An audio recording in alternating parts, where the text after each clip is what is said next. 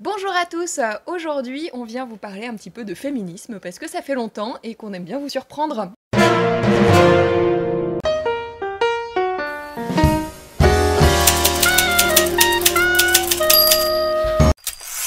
Ces dernières semaines, on est tombé sur ce fabuleux documentaire adopteinjules.com qui a été publié en 2016 et dont je vais vous lire quelques extraits en introduction pour vous expliquer pourquoi on s'intéresse aujourd'hui à la presse féministe. Alors adopteinjules.com, son titre n'est pas très mystérieux, il explique donc aux jeunes femmes, bien sûr jeunes puisque les plus âgées sont pas si intéressantes, comment trouver un mari. Rassurez-vous, c'est tout aussi insultant pour les hommes que pour les femmes, puisque donc on part du début avec comment s'inscrire sur les sites de rencontres. Donc déjà en photo de profil, on vous incite à mettre des chaussettes dans son soutien-gorge, puisqu'a priori, il n'y a que comme ça qu'on peut attirer les hommes, puisque, je cite, le coefficient intellectuel de l'Homo erectus de base avoisine en moyenne les 95D. Une autre page sur surtout ne pas parler de mariage et de bébé. Oui, parce que même si bien sûr on ne pense qu'à ça, nous les femmes, il faudrait surtout pas faire fuir un homme qui lui veut sa liberté. Ça revient aussi sur le célibat qui n'est pas qu'une tare, puisque quand on est célibataire, on a le droit de ronfler comme une baleine. Oui, parce qu'à partir du moment où on est en couple, on n'a bien sûr pas le droit de déranger le sommeil de ces messieurs.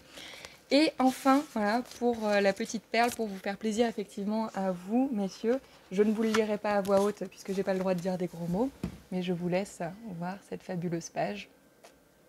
Après cette fabuleuse lecture, on s'est dit que il fallait respirer un peu.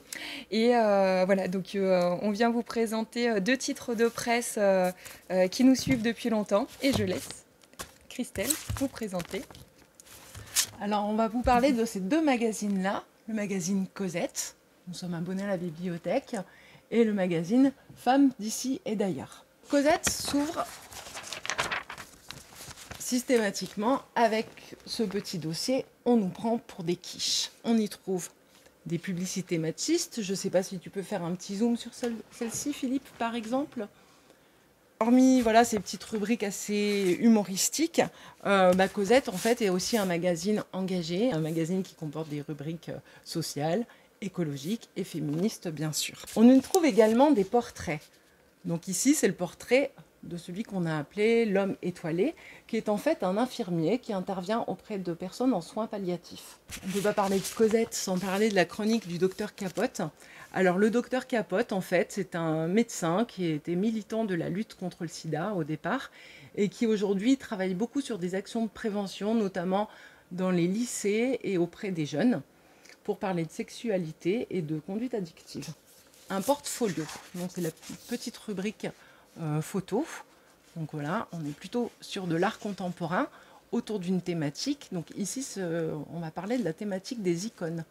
Et vous voyez, sur la thématique des icônes, voilà, on y trouve des photos complètement inattendues, ou encore celle-ci. Dans Cosette, on a toujours des articles sur les parutions de films, l'actualité au cinéma, parutions de livres, de la musique, des spectacles, des festivals. Voilà, donc c'est aussi un magazine qui vous donne tout un tas de références avec des livres que vous pourrez trouver à la bibliothèque. Donc je vous encourage à le découvrir, c'est un magazine qui se lit bien, c'est un magazine qui est plutôt drôle, qui traite quand même de sujets de fond, qui est engagé. Je te laisse peut-être parler de Femmes d'ici et d'ailleurs, qui est a priori un peu moins ludique, mais tout aussi engagé et avec des articles qui sont peut-être davantage des articles de fond. C'est nettement moins engagé politiquement que Cosette, mais par contre socialement ça l'est beaucoup. Là on a des sujets de fond. L'idée c'est de donner la parole aux femmes, de parler des droits des femmes, des droits qu'elles n'ont pas,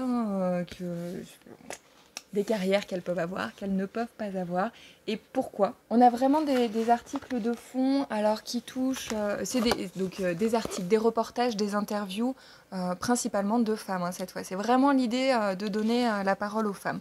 Donc on a des rubriques d'économie, de culture, de société, des images très fortes.